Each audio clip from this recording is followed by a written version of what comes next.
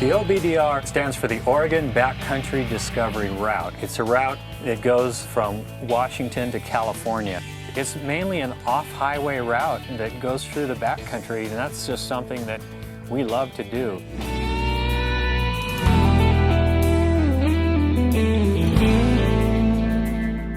We've done 1,150 miles so far. We started in Seattle, rode on the highways and back roads to Walla Walla, and since Walla Walla we've been off-road most of the time, and so about 800 of those miles have been off-road. The guys that came along this trip are myself and Paul Gillian, who's general manager at Touratech USA, and we also went with Helge Pedersen and Sterling Noren of GlobeRiders. Sterling is doing the video, I'm doing the photography, but actually it's quite similar because we need to look for the light, we need to look for the scenes and stop our fellow mates to go 10 times up and down a dusty road and stuff like that. And it's no really huge pressure on that we have to produce. We are out here because all four of us, we are doing this because of our passion. We are out here because we think this is fun. This is a good excuse to get out of town, out of the office. This was the first extended multi-day trip that I've done in adventure motorcycle riding. I'd done overnighters and lots of day riding, but this was the first really long trip, and so I was a little intimidated by the list of things that we needed to carry and having the extra weights on board, but it was really remarkable how quickly your body adapts and how quickly you get used to the balance of the heavier bike. And halfway through the first day, you're just riding your bike down these trails, having the time of your life, and you just forget all the stuff that's behind you. You forget about all that weight that's behind you, and you forget about all the fuel that's on board, and you just kind of adapt, and it ends up being really fun.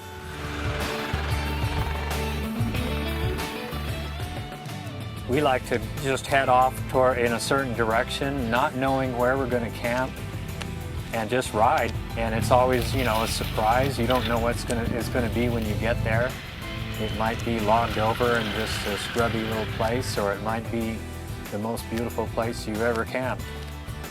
We knew our starting point, but beyond that, nothing was planned. We didn't know where we were going to camp, where we were going to get fuel. We had a route, but really that was it. The rest just kind of fell into place, and that was part of the adventure, and part of what made it so fun was just waking up in the morning and knowing you're going to ride your motorcycle, but beyond that, not having defined timelines or plans.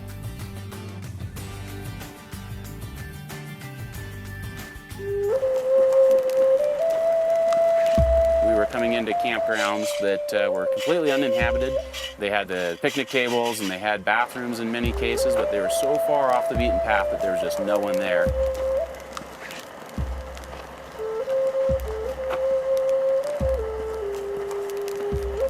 Prior to coming on the trip, the preparations that we did, first, of course, with a large list of things you need to bring, you know, for camping, your clothing, personal effects, gadgets like GPSs and your cell phone. Then there's preparing the motorcycle, various protection items, skid plates and knobby tires. We used panniers and cargo racks, dry bags to extend the amount of stuff we could carry.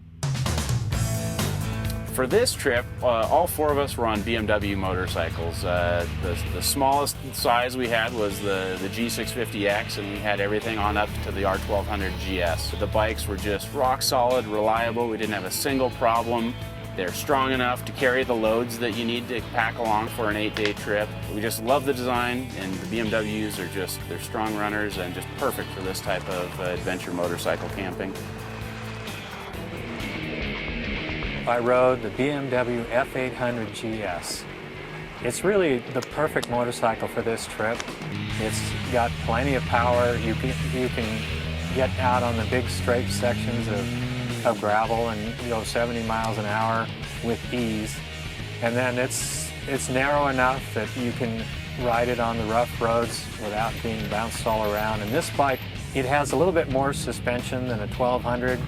And it was just really fantastic for the rough roads. For this trip, we added a large gas tank that's new this year. It adds 5 gallons of capacity, which gives over 9 gallons. And the range that we get out of that is about 350 to 400 miles. It really changes the way you're able to ride. You can make it to your campsite without little diversions just to get gasoline.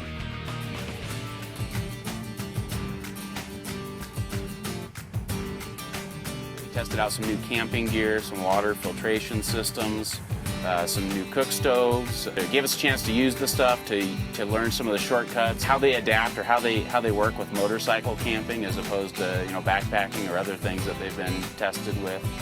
It also was a good opportunity to try out the GPS products, use the topo maps and try some new routing.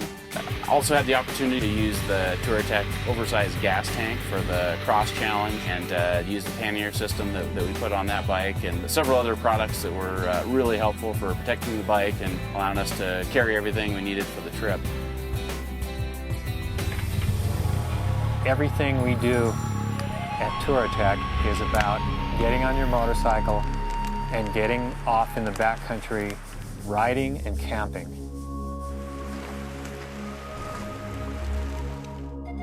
You can go up jeep trails that you just can't get up with an RV and get up into some higher elevation places. There's also a simplicity to it that you just really bring the bare essentials that you need, and it allows you to just have a real pure experience. And I think the best part about the whole trip was not having to answer any emails or to make any business phone calls or to do any driving commute to the office. It was just great to completely check out and get away.